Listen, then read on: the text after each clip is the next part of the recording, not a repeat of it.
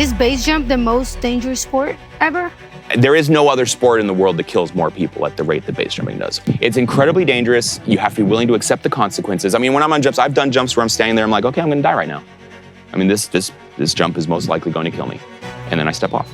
Why would you do this? I mean, there is no rational reason to jump off a building. There just isn't one, right? One of my worst accidents occurred when I was flying a wingsuit and I impacted flat, solid granite at terminal velocity. I hit it over 120 miles an hour. Wow. What's up, guys? I'm Leticia Bufoni. As a professional skateboarder and a racing driver, I'm used to taking risks. In this new podcast and video series, I'm meeting people from around the world who shares the same mindset. I'm going to find out what drives them and look deeper into the relationship between performance and pressure. This is the Team Ignition Show. Today, I have my guest, Jeb Corliss, in my backyard. Welcome to my house. Oh, thanks for having me. This has been fun so far. Very excited to talk to you about all your experience, everything you've done, all this stuff, all the amazing stuff you've done. Oh, there's so much. Jeb Corliss, professional base jumper and a wingsuiter. I'm a professional adventurer for a living, so primarily shark diving, base jumping, and wingsuit proximity flying are the three things I'm most known for doing. But I want to get to know you, like your background, everything. How did you grow up? Where you came from?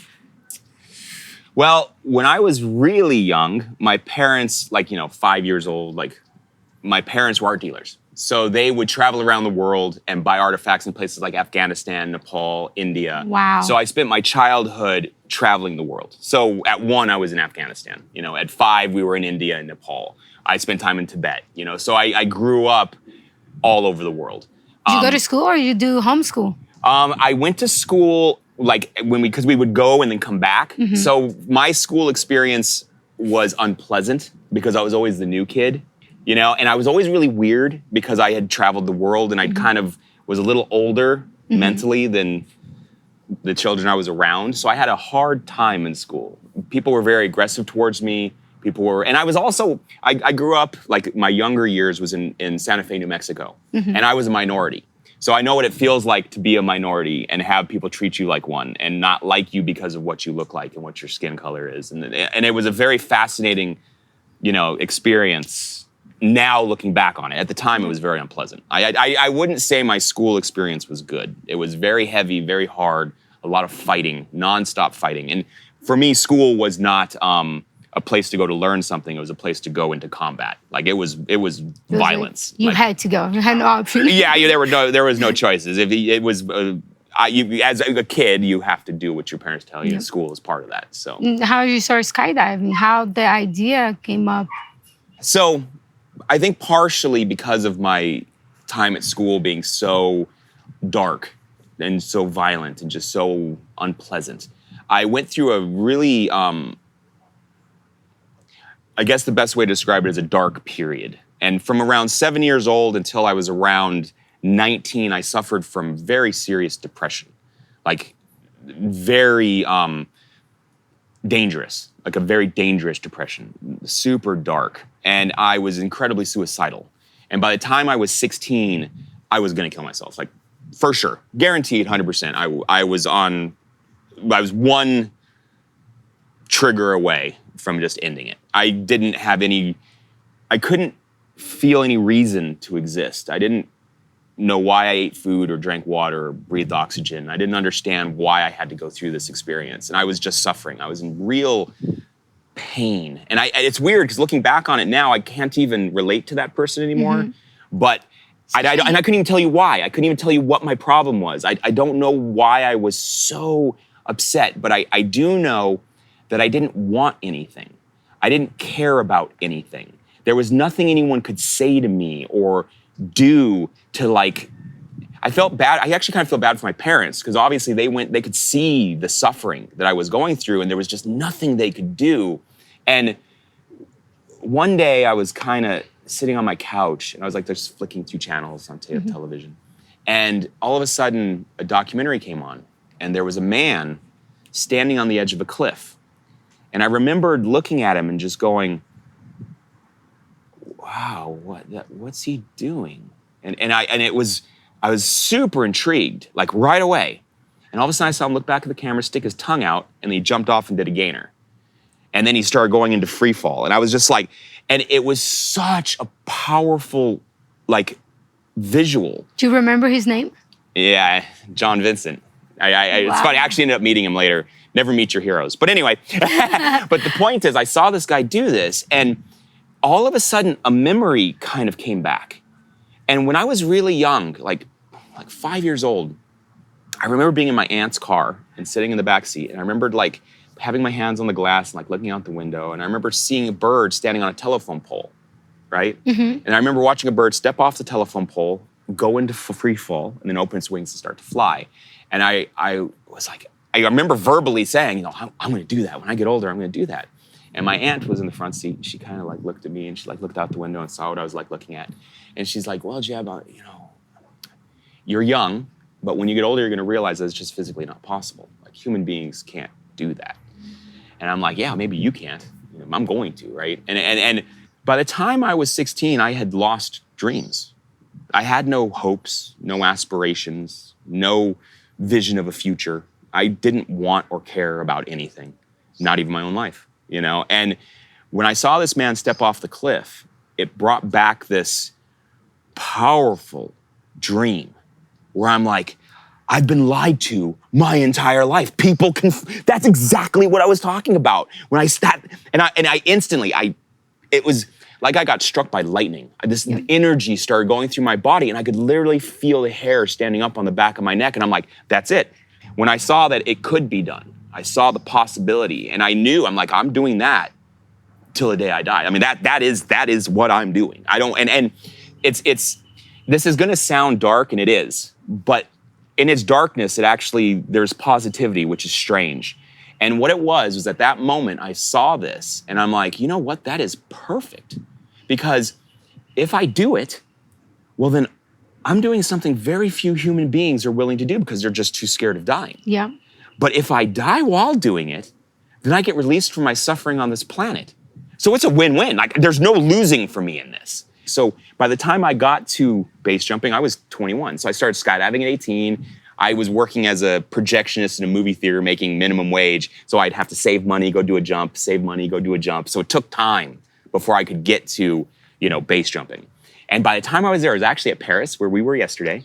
And I had 40 skydives. Like I was in the very beginning. It took me 3 years to get to 40 skydives. Wow. And I finally was there, and I'm like, and I remember I was talking to some guy. I'm like, yeah, I want to learn to base jump. I'm like, I need to meet someone who base jumps. And he's like, well, you're in luck. Annie's standing right behind you. She teaches base courses. I'm like, what? There's a course, and I can just pay and learn to base jump. And he's like, yeah, go talk to her. And I go over to her. I'm like, hey, Annie, I heard that you train base jumpers. And she's like, oh yeah. Calm down. And she's like, I'm all, do you have a course? Is there a course? And she's like, well, actually, we have a course next weekend. She's like, how many jumps do you have? I'm like, I've got 40. And she's like, oh, whoa, okay, hold on. You're gonna need at least 200 jumps just to, you know, take our course. So, you know, come back in a year or so, you know, however long it takes you. And I'm just like, damn it. you know, I was like, but she gave me her card with her number. And within a matter, I think it was 2 months, I had I had 150 skydives. So I got to 150 skydives, and I called Annie, and I'm like, hey, Annie, you know, I really want to take your course. And she's like, well, Jeb, she's like, 150 is still a little shy. She's all, but since you did them in such a short time frame, so I'll talk to Todd. They were the owners of a company called Basic Research, which built the first dedicated equipment for base jumping. And they taught the first real courses. And she'll ask him, if he says it's okay, then yeah, we'll let you come in. So she calls me back a couple hours later, and she's like, okay. You're in. You're in. You want to come do it? Let's do it. And it was a spectacular period of my life. So like I have 140 jumps. If I wanted to go base jump, what do I have to do? First of all, do more jumps, huh? This is what I would say, honestly. If you wanted to get into base jumping, like if that was really what you wanted to do, I would say the more skydives you do, the better. Because skydiving will help you. Base jumping is dangerous no matter what. But the more skydiving you have, the more experience you have, the safer it gets. The more you understand your parachute, your canopy, the more you understand how to land it properly, that's gonna be where most of your injuries happen, is landing your parachute incorrectly. Is base jump the most dangerous sport ever? If you go by death rate, like of how many people die doing it and how many people do it, there is no other sport in the world that kills more people at the rate that base jumping does. If you include wingsuit proximity flying, because now wingsuit proximity flying has become the most dangerous component of base jumping itself. It's incredibly dangerous. You have to be willing to accept the consequences. I mean, when I'm on jumps, I've done jumps where I'm standing there, I'm like, okay, I'm gonna die right now. I mean, this jump is most likely going to kill me. And then I step off. You know, you have to. You're insane. Yeah, well, it's a. You know what it is? I always thought that I was different and unique in the sport because I didn't know any other base jumpers who did that, had that approach of looking at it. I didn't know any other people until I started reading and learning about samurai culture and started reading and learning about Spartan culture. And all of a sudden, I'm like, oh, I'm not unique at all.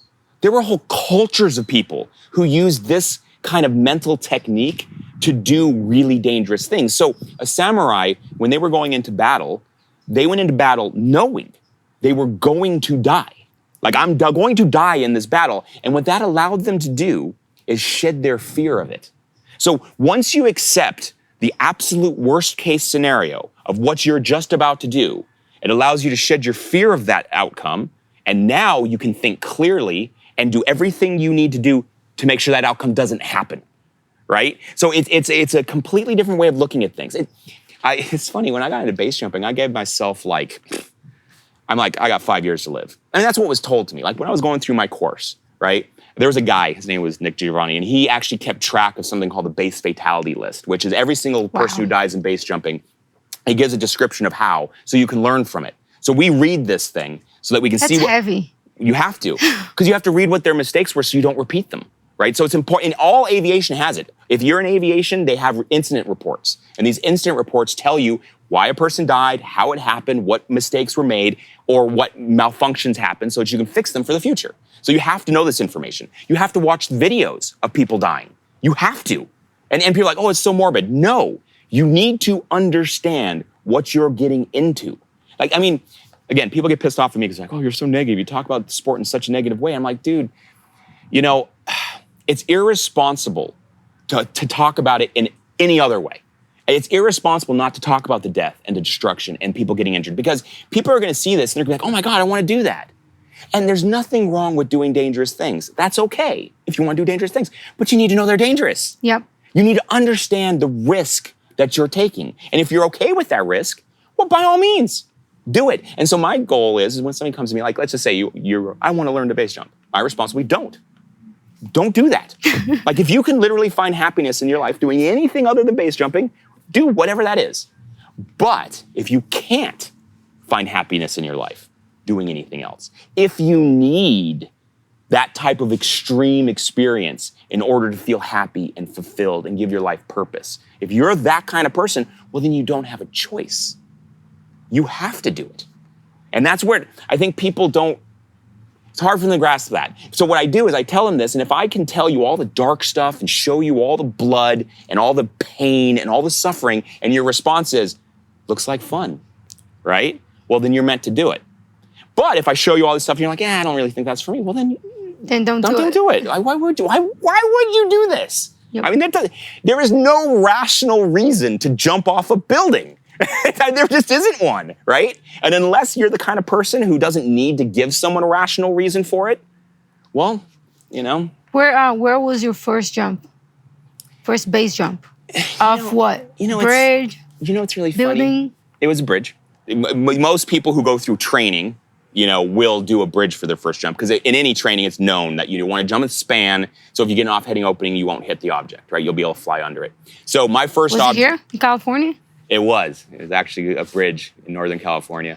It was like 700 feet tall. And, but you know what's funny? I don't consider it my first base jump. I jumped it 6 times, but it was interesting because it didn't give me what I thought it was going to. I wasn't that scared. I landed, it didn't really make me feel anything. And it was strange because I was like, wow, I really was expecting this to be, you know, I'm like, did I build this up in my mind? Because you know, 16, that's all I wanted to do. And all of a sudden I'm sitting there going, man, maybe I built this up in my mind more than what it really is, you know? I don't really consider my first base jump, I don't really consider myself a base jumper or even my first base jump until my, I think it was my 6th or 7th. I think it was my 6th jump. I think I did the bridge 5 times. Why is that? Because you guys scared? Did you ever get scared in your life? Oh, scared is such an understatement. The fear was absolute terror. And what I did is I found a 300-foot antenna. And it was funny because I had a girlfriend at the time who lived in Camarillo. And I would drive out there and there's this antenna that sit on top of this hill. So there's like this little hill surrounded by cactus with a little 300-foot antenna on top of it. But what's funny is I didn't know it was 300 feet. Like I always drive by and I'm like, I wonder if you can jump that, you know? But it was like, I thought, oh, it's like 75 feet. It's so tiny. It was like the little thing. I'm like, that can't be big enough, you know? Anyway, so for years and years, and this was before I was base jumping when I first started thinking about it, you know? And then all of a sudden, you know, I did my 6 jumps or 5 jumps off the bridge. And then I remember thinking, I wonder how tall that antenna is. I wonder if you could jump that. Anyway, I contacted my instructor, Annie, and I was like, hey, you know, I found this 300-foot antenna. And she's like, whoa. But you only had 6 base jumps. Like 5 or 6 base jumps, yeah. That's crazy. And oh no, now with my 30 years experience and everything that I know, and what she says to me, so basically what she says, she's like, okay, Jeb, does it have guy wires or is it freestanding? I'm like, it's got guy wires. She's like, don't jump that. She's like, I'm just telling you right now, don't jump that. I'm like, well, that wasn't my question. She's like, Jeb, I don't care what your question is. She's all, when you get more experience, you're gonna understand that that's a very bad base jump. She's like, she's like, you need more experience to do the base jump, but once you have the experience, you won't want to. She's like, I'm just telling you, you know, if you get an off-heading opening, you're gonna hit the guy wires, you're gonna get killed. It's a very bad jump. She's like, just don't jump that, it's too low. And I'm like, yeah, that wasn't my question. And my question is, if I use a 48-inch pilot chute and I do a go and throw, how long will it take my parachute to open? And her response was, Jeb, don't jump this. And I'm like, how long? And she's like, oh, dude, she's gonna go like 150 feet. I'm like, thank you very much. Click, right? And I'm like, I'm doing it. I'll be sitting at 150 feet. I have 150 feet to land. I'm going for it. So I at the time I was living in my parents' guest house and I was walking out with my base rig. And all of a sudden my mom sees me like out the window and she runs out. And she's like, hey, where are you going? Like, why do you have your base rig? And I'm like, oh, I found this 300-foot antenna. I'm gonna go jump it. And she's like, what? She's like, wait a minute, because she'd been listening to me also. And she's like, even she knew. She's like, Jeb, what do you do? You're so new. Why don't you just like get a little more training, you know, get a little bit better, you know, and then, you know, this seems a little like reckless. I'm like, well, Mom, I'm doing it. And she's like, well, I'm gonna tell you what, I've never told you not to do anything in your life, you know, ever. But this, I'm saying no. If you do this, you have to find a new place to live. I'm like, okay. You do what you have to do, I'm gonna do what I have to do. Have a good one. And I went, put my gear in car, and I drove off. And she's just like, I could see her crying as I'm leaving. And I'm just like, wow. I'm doing this, you know? And I had to wait until like midnight to start climbing because it's on the 101 freeway. So everyone will just see you climbing this thing. So I had to wait until it was complete pitch black. You went all by yourself? All by myself. And it was a new moon.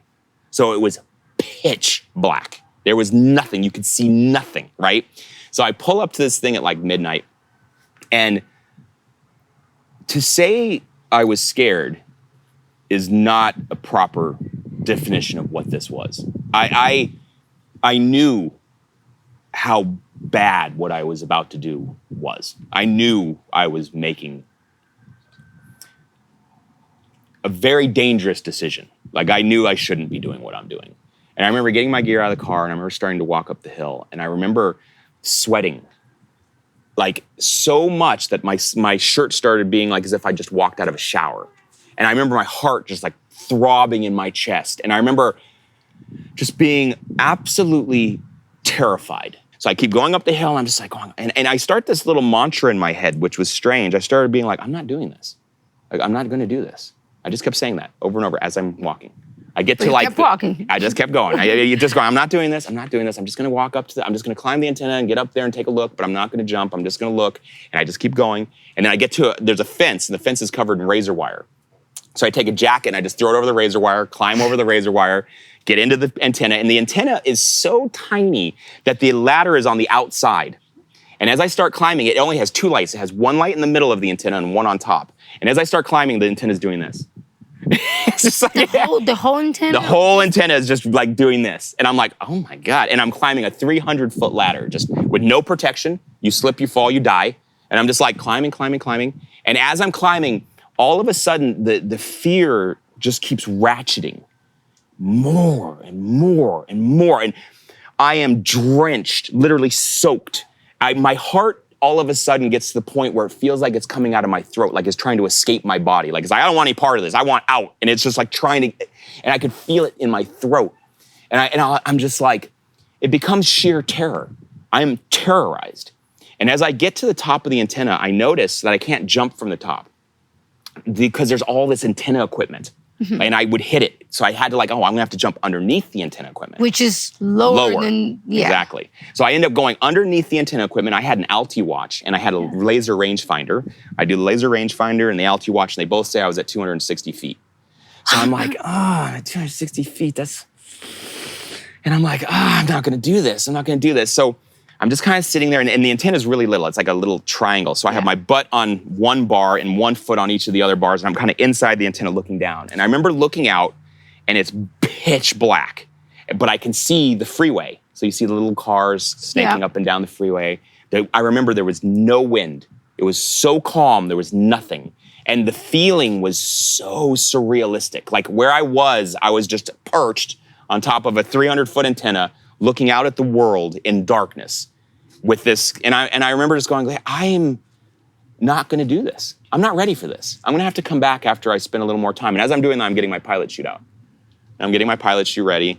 And I'm just like, there's no way you're doing this. Like, don't do this. And I at this moment, every single nerve ending in my body is screaming, don't do this. This is insane. You may not die, but you're gonna get hurt. Don't do this. As I'm stepping out of the antenna. And as I step out of the antenna, I'm like looking down. And there's no video, nothing. You didn't bring a camera. Nothing. This was just for me. This was just for me. And I remember looking down, and I'm like, I can't see shit. I can see the guy wires, like just the ones close to me, but I can't, then they just disappear, and I'm like looking into blackness. I can see the little light blinking in the middle of the antenna, and I'm just like, I'm not gonna do this. Like I'm not doing this. And right as I say that, I step off. And I remember pushing off, and I remember letting the pilot chute go. And I remember as I let the pilot chute go, everything just stopped. Everything froze. I remember just being suspended, and everything just it was the most unbelievable sensation I've ever had. I've never felt anything like it. Not before then, and not since then. It was this unbelievable experience of like connection. Like all of a sudden, I went from not being able to see anything, like it was pitch black, to all of a sudden, everything became clear. I could see the razor wire fence. I could see the ground. I could see the road I was gonna land on. I could see all the guy wires spreading away from me. I could see the antenna behind me. I could feel the air touching my skin. I could hear the wind as it started building. I have never been so like switched on and just connected to the reality in which I lived ever. And all of a sudden, I slowly started watching the guy wires moving. And everything just slowly started coming at me. And all of a sudden, I watched the little red light pass me. And as it passed me, I'm like, oh shit. I'm like doing the math in my head. I'm like, I just went more than half the antenna. I've traveled more than 150 feet. My parachute hasn't opened. Oh shit, I'm going in. And I remember seeing the razor wire fence, and I'm going to impact the razor wire fence. And I remember going like this. I remember bringing my hands up and like bracing for impact, as all of a sudden I hear Velcro go, and then my rig just opens like a shotgun blast. It literally felt like someone had taken a baseball bat, put me against a brick wall, and just hit me in the chest as hard as they could. It literally knocked the wind out of me. It almost knocked me unconscious. It was that hard opening. It was just like, boom! And I was like, oh! And I look down, I'm too low. I can't go for toggles. I literally just grab a rear riser to keep from going into the cactus. It turns me, I hit the road sideways, and I bounce. So I'm like this, as I impact the road, I bounce off of it, and I'm just laying in the grass, and my whole body is vibrating. I'm just shaking, and I'm like, and all of a sudden, I remember standing up, and I'm like looking at the antenna, and the feeling, It's an impossible thing to explain. But I all of a sudden went from wanting to be something. Like I'd wanted to be a base jumper since I was 16 years old. And at that exact moment, I went to being one.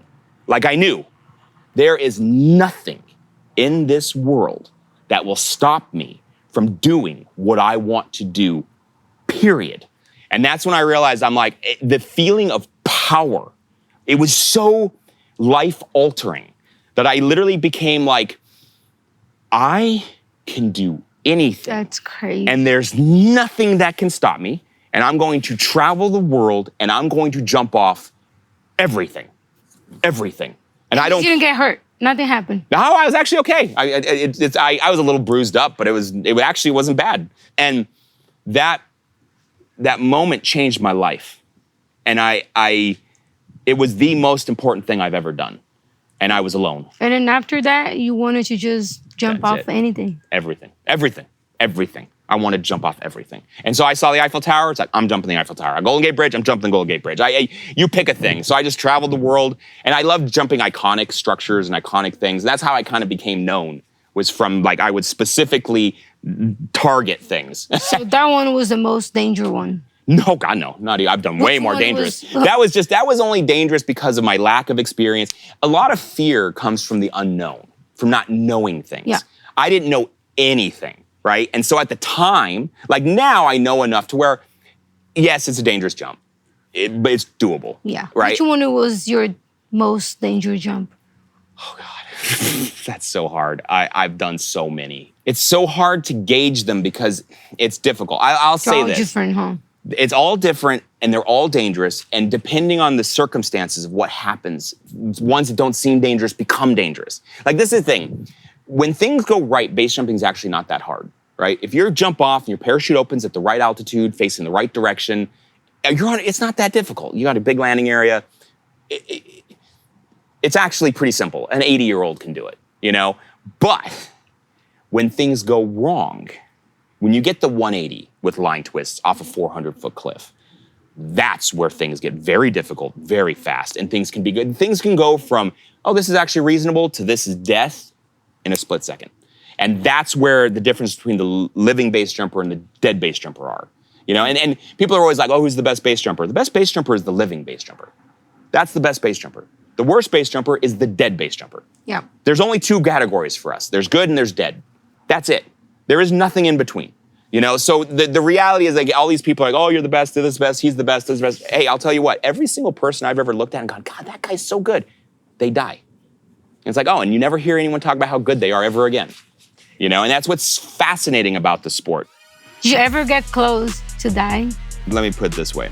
I have 1 to 2 near-death experiences every single year. Every year. His canopy hit the cliff. And as I see his canopy hit the cliff, I'm like, oh no, Dwayne had a cliff strike. And someone who was sitting on the railroad tracks next to me like, no, Jeb. He hit the bridge and he's dead. And I'm like, what? And I look down and I'm covered in blood.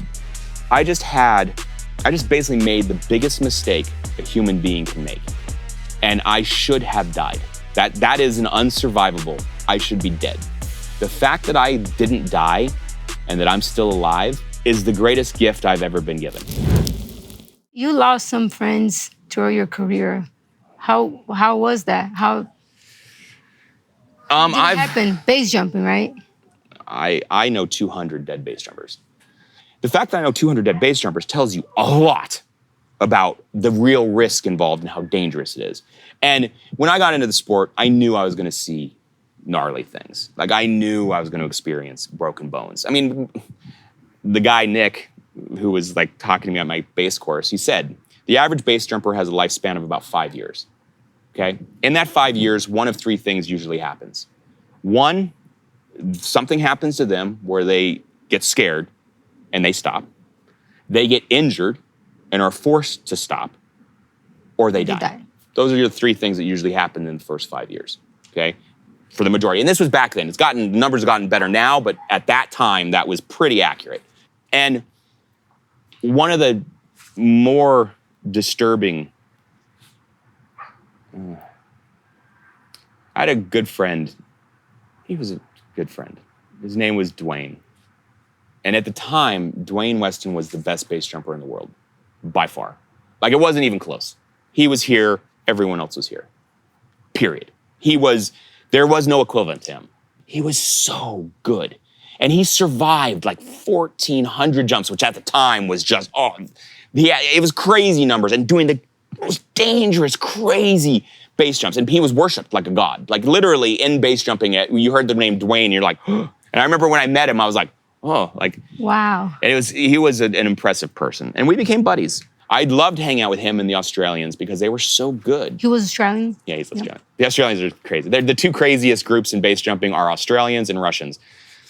And basically, Russians are like the Australians without the skill. Like, the Australians are like highly skilled at what they do. The Russians are just crazy. They do the same stuff, but without any training or any skill, and they just die like flies. But anyway, so oh my God. I went with Dwayne, and we become good buddies. We started jumping together quite a bit. And there was an event. It was for an energy drink called Go Fast.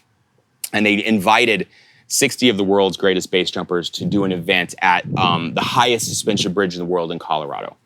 And they called me, the organizers, and at the time I was really into wingsuit flying. Like, I was one of the early adopters, and I was one of the few people who were flying them a lot. And it was in the very beginning. Like So you start skydiving, then base jumping, then wingsuit. Yeah, and then you combine them. Yeah, you combine stuff. But I got really into it really early, and I was doing a lot of it. And they asked me, they're like, hey, Jeb, could you fly a wingsuit under the bridge? And at the time, I'd been flying wingsuits quite a lot, and I'm like, oh, easy. I can do that, no problem. And no one ever done anything no one ever flown under anything. It wasn't even in the thought process of most people, but I'm like, yeah, sure, we can do that. And they're like, okay, well, we're gonna try to get permission. Bring your wingsuit. You're gonna be like the first one. Yes. To do it, ever. Ever, yeah.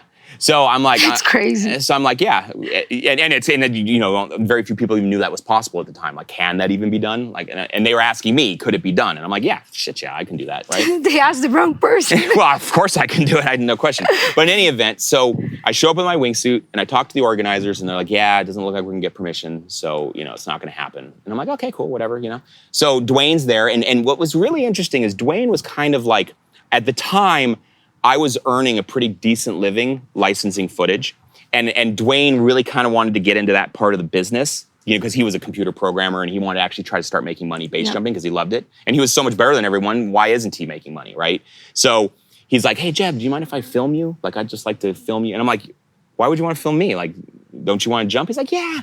He's like, I'm kind of done with that. I just want to film you because I want to start making money, and if we can license this footage, that would be great. And I'm like, I'm having Dwayne Weston film me do acrobatics? Sure, So we're just, so the event was like 3 days long. And for the first 2 days, I'm just doing acrobatics and he's just filming me. I have my own personal cameraman. I was like, this is great. It was like super fun. But in any event, he's filming me. And then on the last day, I was gonna do like a new acrobatic maneuver for me, and he was gonna film it. And all of a sudden, I couldn't find him. He was like gone. I'm like, where's Dwayne? I'm looking for him everywhere. It was gonna be the last jump of the event. And all of a sudden, I go to like a little packing area, and he's there putting his wingsuit on his rig. And I'm like, oh, what are you putting a wingsuit on for? He's like, oh, Jeb, we got permission. We're gonna jump out of a plane, you're gonna fly under the bridge, and I'm gonna fly over it. And I was like, wait a minute. Now, Dwayne was the greatest base jumper in the world at the time, but he was not a wingsuit pilot. He only had a handful of wingsuit flights. And the last time I had seen him do a wingsuit flight, he was like potato chipping. He couldn't even control it. So I'm like, wow. Why are you doing that? And he's like, well, and you could see that I was like concerned. Like, why are you flying a wingsuit? And he's like, oh, no, don't worry. He's like, I'm gonna fly high over it. It's just gonna be a skydive. I'm gonna fly high over it, maybe 200 feet, and I'm gonna pull high. Don't worry. And I'm like, okay. And then we get in the plane, and like we're going to altitude, and Dwayne's like nervous. You can actually see he's like scared, which isn't Dwayne. Dwayne was a psychopath. The dude wasn't scared of anything. I never saw a dude scared once. We did some super scary, gnarly jumps. I never saw him even break a sweat. Like, he was like super, and you could see he was nervous. I'm like, that's kind of strange. Like, why is he so nervous? It didn't make sense, because it didn't seem like if you're doing what you say you're gonna do, you're just gonna skydive over it. That shouldn't be anything, And I'm like, okay, well, whatever, What am I to tell the legend? What am I supposed to tell this guy, you know? So I'm like, okay. So we're getting ready. We're in the door. We're like looking out, spotting. And And all of a sudden he grabs me by my hand and he like pulls me close. And there's actually footage of it. You can see him say this to me. And he's like, whatever happens, happens, Jeb. I'm like, what? What does that mean? Like, that was a weird statement, but I'm like, all right, whatever, you know. Did you get scared at all? No, because I don't know what he's planning. I don't know what's going on in his head, but I thought it was weird. I just thought it was a weird statement. Yeah. I'm like, okay, whatever. So I jump out. As I get out, and then I start flying, and I see the bridge, and like I'm powering up, I'm like, okay, and I'm like lining up, and I kind of see him for a split second just above me, and I'm like, okay, whatever. Like close to you? Yeah, but it was as we were exiting, so he was close, but he was still good because we were still far away. So I'm like, okay, and then I don't see him again. I'm just kind of looking at the bridge, and all of a sudden I'm like lining up on it, and I'm like, okay, at this angle I'm going to hit the bridge. I'm like, okay, so I need to so I start dumping some altitude. Once I get the right angle, I'm like, okay, I'm good, and I start powering up. So I come up underneath the bridge, and as I'm coming up underneath the bridge, all of a sudden I just see his parachute deploying in my face. And I'm like— In front of you? Right in front of me. Like, it's literally like, right, I mean, I'm gonna hit him. Like, I'm hitting him. And I'm like, whoa, why is he pulling here? He was supposed to be pulling way higher than this. I'm like, and I have to actually swerve to avoid hitting him. So I actually make a little right-hand turn. I just avoid him, and all of a sudden, there's debris. There's all this stuff in the air, and just stuff is like, and I'm like going through like a debris field. And I'm like, what is all, and I'm like, are people throwing shit off the bridge? Like, what the hell is this? But I don't have time. Everything's happening so fast. And I kind of come through the debris field, come out the other end, and I'm just now, I'm in a gorge flying under, and I'm losing altitude. I'm like, okay, I need to concentrate, right? So I'm flying, deploy, come in, land on these train tracks, and all of a sudden I'm just like, that was the greatest jump of my life. Because I mean, I had just done something that we weren't sure. And not only did I fly under it, I flew way under it. I'm like, that was amazing. I'm like, so excited. Oh, yeah, of course. And all of a sudden I see his canopy hit the cliff. And as I see his canopy hit the cliff, I'm like, oh no, Dwayne had a cliff strike. And someone who was sitting on the railroad tracks next to me like, no, Jeb. He hit the bridge and he's dead. And I'm like, what? And I look down and I'm covered in blood. And I'm just like, what? And I look over and I see a severed leg lying on the ground. Oh, Jesus. And I'm like, like I said, I knew base jumping was dangerous. I knew I'd see gnarly things. Nothing can prepare you for something like that. It's like, I wasn't sure if I was gonna jump again. Like I wasn't, and it was fascinating because at about 6-month mark, I was kind of sitting there going, I'm like, well, I could stop base jumping. I could stop flying wingsuits. I can stop diving with sharks, riding motorcycles. I can stop doing anything dangerous. I'm still gonna die. It's not gonna stop Beth. You know, do these things bring my life joy? Do they enrich my life? Do they make my life worth living? Do they make me happy? Yeah, they do. So by giving them up, I mean, why would I give up what makes me happy just because I'm gonna die anyway? You know, there's a Russian saying, and now I don't drink and I don't smoke, but the Russian saying, I understand the idea, the concept of it. And the saying is, don't drink, don't smoke, still die, right? And the concept is, don't do the things you enjoy and you're still gonna die, right? So all of a sudden I'm like, you know what? Yeah, I am gonna die. And it probably will be base jumping, but I'm okay with that. And you always have to, people are like, oh, it's a waste, it's a waste. It's like, really? Why don't you tell me a good way to die? What is your There's preferred? not a good way to die. Yeah. What, cancer? Getting hit by a car? I mean, brain aneurysm? What if you could decide, like actually I'm gonna ask you, if you could decide a perfect death, what would it be? How would you like to die? Doing something I love, so it's worth it. Did you ever get close to dying? Or like... Dude, I know you have many injuries, but which one was like the craziest one that you got super close? Let me put it this way. I have 1 to 2 near-death experiences every single year. Every year. I've had 2 death experiences where my heart has stopped and I have stopped breathing and I don't have brain activity. I know what it feels like to die. So it's crazy. And I not just once, but twice. And so to answer your question, near-death experiences are part of the job. You know, it's what I do, you know? So I'm just very lucky. I don't know how, because I'm an okay base jumper, but I am the luckiest person on the face of the planet. Like, I do not know how I survive the things I survive, but I do know this. I have a very powerful survival instinct, which is strange Because You're like a cat. You have 7 lives. at this point, it's like 150 lives. I mean, it's an absurd amount of lives. But it's an interesting thing that I started at 16, being depressed and not wanting to live and wanting to end my own life, to then being in my mid-30s and having something happen to me where I had to make a decision between living and dying, right? So one of my worst accidents occurred when I was flying a wingsuit and I impacted flat, solid granite at terminal velocity. I hit it over 120 miles an hour and bounced off flat, solid granite. I was filming for... Is there footage?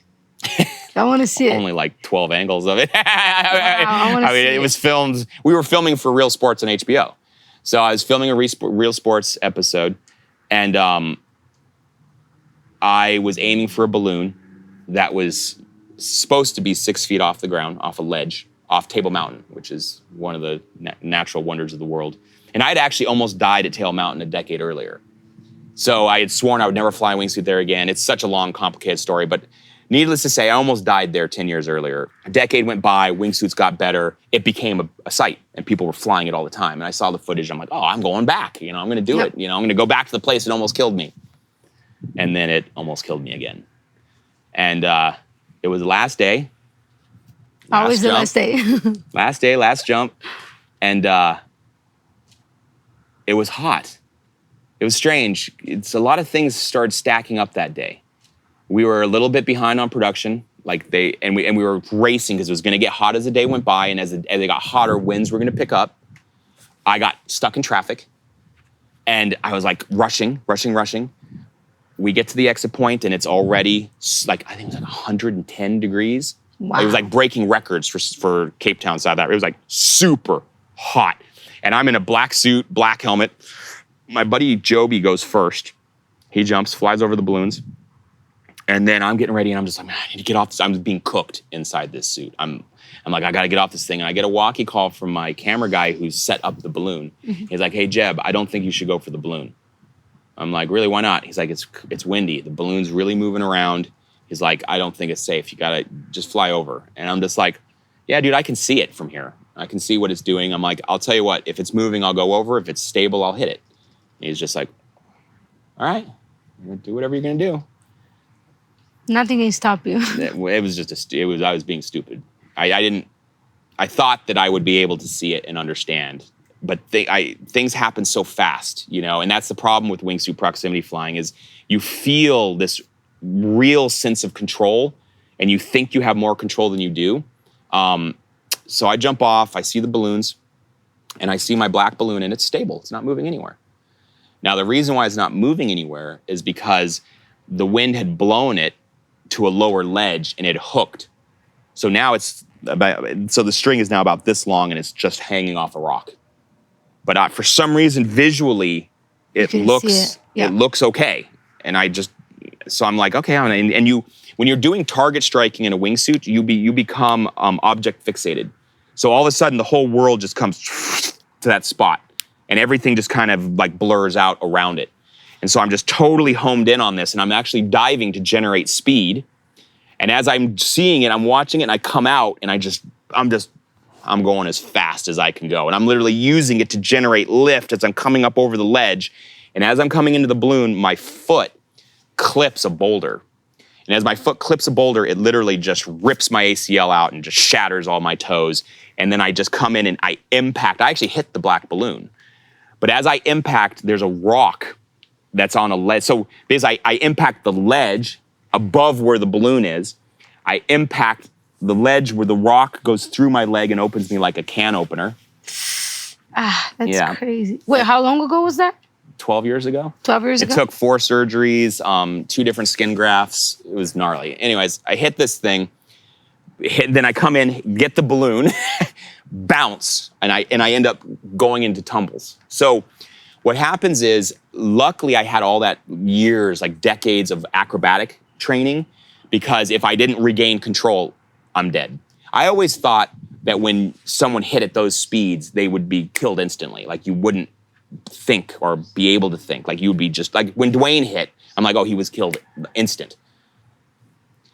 I impacted, and all of a sudden, I'm like, how? I knew I'd impacted. I knew I was dead. I knew I was gonna die. I knew there was a 0% chance of this. Is an unsurvivable accident. I cannot survive this. And my brain instantly shattered into two parts, and they went in two different directions. And one thought process, and it's strange because the time distortion I talked about earlier, time distorts. And all of a sudden, your things that are happening in seconds are now feeling like minutes, right? And I'm tumbling, and I'm like, okay, one part of my brain is doing calculations. It's like, okay, you need to recover this tumble. Okay, there's a ledge. You got to fly over that ledge. So you can't fly over that ledge. You can't deploy yet. Oh, you got to get over that third ledge. You cannot deploy yet. So part of my brain is just doing these calculations. How high am I? Where am I going? The suit's completely shredded and trying to pull me back into the mountain. So I'm having to fly in this crazy way to keep from getting pulled back into the mountain. And I'm kind of going over ledge. And that part of the brain is doing You're like that. Hitting the ledges or not? No. Flying over? Just flying over, but barely. Just barely making them. And that part of my brain is doing the calculations. Then I had another part of my brain that was more philosophical. And it was going, okay, you just impacted a terminal velocity. Your legs are absolutely destroyed. You are going to die. There is no survival. This is not survivable. And you need to make a choice. Do you want to have a slow, agonizing, painful death? Because if you pull, that's what you're going to get. You're going to sit there, you're going to bleed out while you're waiting for a helicopter, and you're going to suffer. This is going to be pain unlike anything, and you're going to have it until you die. Or do you just want to not pull and just go head first into the ground and just have it over? And I had to make a decision. You want a quick death or a slow death? In seconds. Dude, it's a tricky dilemma. If somebody came to you and said, hey, I'm going to shoot you. You want it in the head? You want it in the stomach? You choose. It's a hard choice. And I'm like, and all of a sudden, I would not have an answer for that. There is no answer. But I will say this. All of a sudden, the part of my brain that was doing the calculations is like, okay, this is it. You pull now or you die. This is your only moment. And it's funny because I can remember thinking, well, it's a good thing you like pain. Let's see how much time you can get. I decided at that moment, if I was going to get 15 more seconds, I wanted it. If I was going to get an hour, I wanted it. Whatever amount of time I could get, I wanted it. It's all that mattered. It was fascinating because all of a sudden it distilled life into what means something. And all that matters is time. As long as you have time and you exist and you're here, there's endless possibilities of what can happen. The second that stops, all possibilities are over. And I'm like, I want the time no matter what it is. Even if it's suffering, even if it's pain, I want it. And I pulled. And the first time I realized I was gonna live was when I was in the ambulance, because they did a heli rescue, took me down, put me in an ambulance, and I'm all wrapped up and whatever. And they start opening up and they start looking at my legs. And they think I'm unconscious. They don't know that I can hear them, but I'm not. You could hear them, but not talk back. But I couldn't talk back. Well, I could have probably, but I didn't want to. I was in such a, the pain becomes so extreme that it's like a hurricane inside your head, and it's all there is, and you just verbalizing hurts. So you just there's nothing. You're not doing anything. But I'm listening to them, and they're looking at my legs, and they're like, uh-oh, this is a double amputation. He's gonna lose both his legs for sure. And when I heard them say that, I'm like, you mean I might not die? I'm like, that's incredible. I was so happy. It's the weirdest thing ever because I just heard them say they were gonna take my legs off, and I was the happiest. It created this, 'cause up until that moment, I was dead. There was no chance of survival. I was going to die, and it's like, these guys are talking about amputating. That means there's a chance I could live. I might actually not die right now. And I was stoked. I was like, I might not die? How's that possible? I mean, I didn't think it was possible. And then all of a sudden the doctor comes in and they kind of turn the lights up, and he's like, all right. And I'm communicating at this stage, and he's like, how are you feeling? And I'm like, not very good. And he's like, well, we're gonna have to do a few more tests because we can't find any broken bones, which we know there has to be broken bones. What we can see is that you have a broken, like a slight break of your left ankle, and you have a slight break of your right ankle. We are pretty sure you blew your ACL. We're pretty sure you don't have an ACL. We won't know that until they were going to do exploratory surgery. So they had to like cut into things to like look because this tissue damage was so severe. Your fibula has a mild break in it. But that's, and you have a massive gaping hole in your right shin. Which is, we're going to have to do skin grafting. That's one of your more serious things. So also you're going into kidney failure because of the amount of damage to the muscle. It's trying to process the protein through your kidneys, and you're highly dehydrated, and the combination is shutting your kidneys down. So right now your biggest issues are you're going into kidney failure. Your that big ass hole in your, he didn't say big ass, but he's all had that hole in your leg. But honestly, it's like, you're gonna be okay. I'm like, what? I'll be able to walk again? He's like, oh, you're gonna be able to walk fine. You're gonna need an ACL reconstruction. But don't worry, those are they're common. So a lot of athletes can get an ACL reconstruction and go right back. You will have as close to 100% recovery as you could have with something like that. I'm like, no way. And it was funny because, at the time, I was kind of known, and some tourist had filmed it and put it online, and press from the entire freaking world descended upon that hospital. And I didn't know this as it was going on, but apparently, by the time I got there, the press was already there. And they all of a sudden, this woman walks in, and she was like the head of the hospital's press thing. I don't even know. And she's like, Jeb, I know that you're, going through something right now. She's all, but we're having a bit of an issue. She's all, the press is here and they want a statement. I'm like, what, dude, what are you talking about? She's like, no. She's all, you don't understand. They're pretending to be your family. They're pretending to be your sister and your mother. They're trying to get in here, and we need to she's all, there's hundreds of them.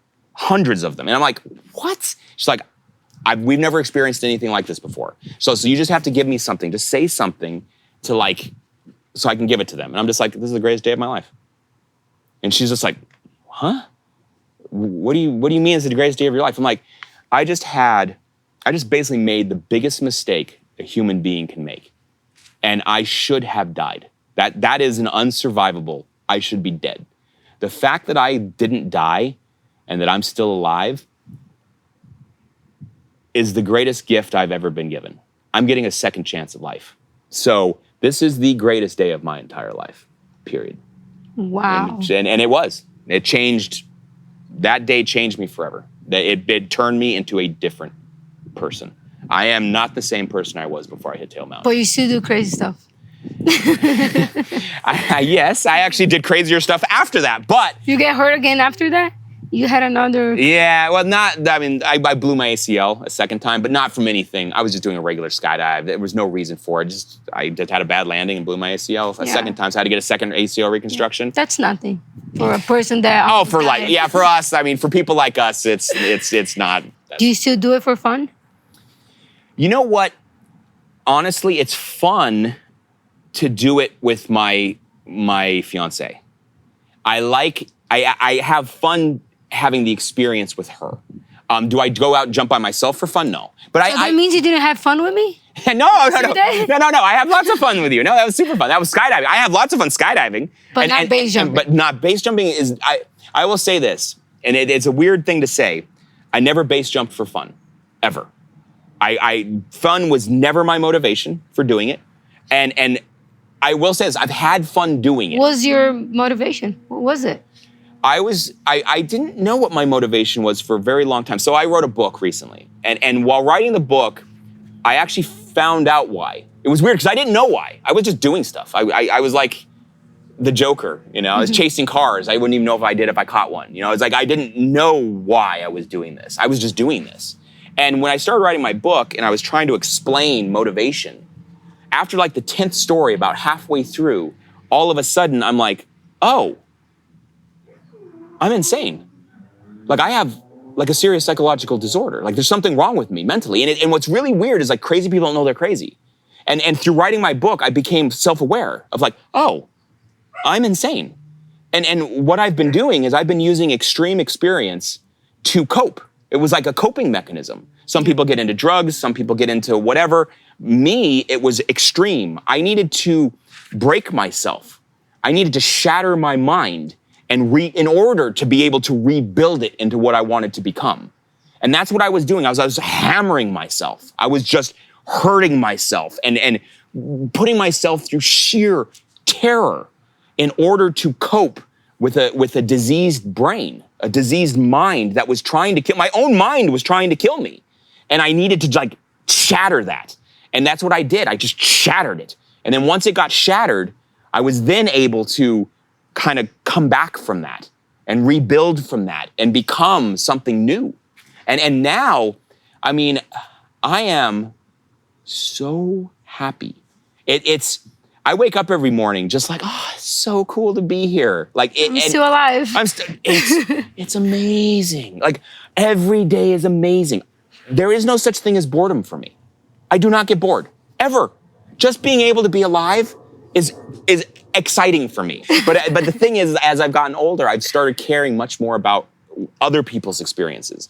You know, so for me, and I realize that that's what my job is. My job now, really, because I had someone ask me a question that was, I thought at the time, I'm like, what a dick question. Like I thought it was really a douchey question at the moment. But then it's like, actually, that's a really good question. And the question was this, and it was a woman, and she asked me, she's like, hey, okay, I get it. I understand why this does something for you. I see what you get from this, and that's great. But how does this benefit society or anyone else in any way? I was like, you dick. That's just a dick question. I'm like, but then I'm like, okay, let me think about that. And I'm like, you know what? There's only one way I can really answer that.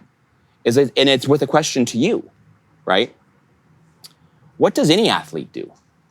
What does Tiger Woods do? Or Michael Schumacher? Or Michael Jordan?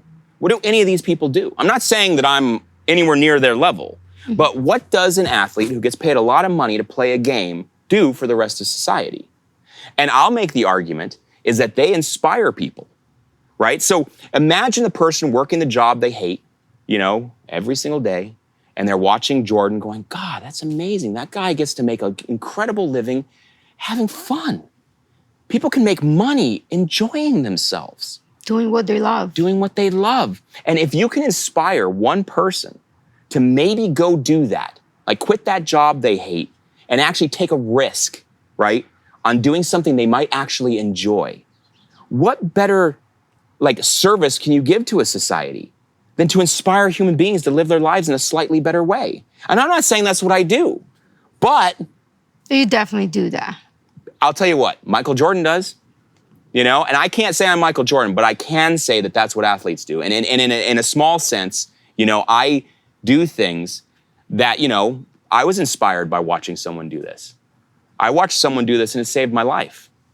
You know, so at the end of the day, you know, if some person sees what I do and it makes them live their life in a slightly better way and brings them some kind of happiness, well, hey, I think you've done a pretty good thing. Wow. Yeah. Thank you so much. I don't think I ever met anyone crazier than you. I'm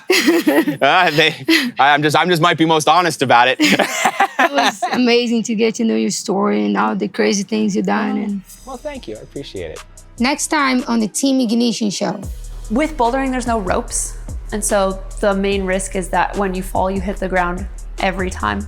because you guys fall a lot. Yeah, we fall. What's the highest you climbed before? Probably 30 feet. Wow. And if you fall, you die. Yeah. Like you don't get hurt, you die. Maybe. It's kind of like skydiving. If something goes wrong, you die.